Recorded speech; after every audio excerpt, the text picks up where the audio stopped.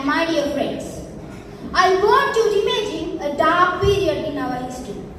Imagine a time when speaking our mother tongue was looked down upon.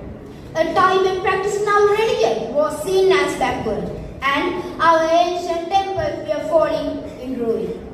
Over a century ago, Sri Lanka was slowly losing its identity under the colonial rules. But never the night is darkest. The single lamp was enough to take the shadows. For our nation, that lamp was a man who gave up life of massive wealth, luxury and comfort to become a homeless servant of Buddha's teaching.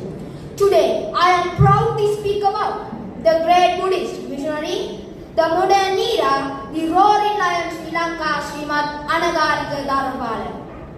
Born as Don David Heva Vidarana into highly wealthy family in Colombo, he could have easily lived a life of ultimate luxury. Instead, he looked at his country and saw a sleeping victim-burdened nation. He changed his name to Anagarika, the homeless one, and Dharmapala, the product of the Dhamma. He did not fight with weapons or swords. His weapon was his truth, and his sword his truth. Traveling across the village, the symbol below God, he woke up our ancestors with powerful cry. Single Nagadiya, single is the way. He realized that a nation without proper education with culture would slave to others.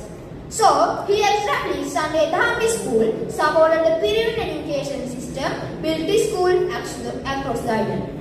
Every time we sit in our period classroom today, learn the Dhamma and our classical languages in Sweden. We are eating a fruit of tree that Anagarika Dharmapala planted. But his vision was not limited to source to Sri Lanka. Anagarika Dharmapala was a global visionary. In 1993, he traveled to the United States to represent Buddhism at the World Parliament of Religion in Chicago. At the time when the West knew very little about the Dhamma, these younger stood before the great scholars.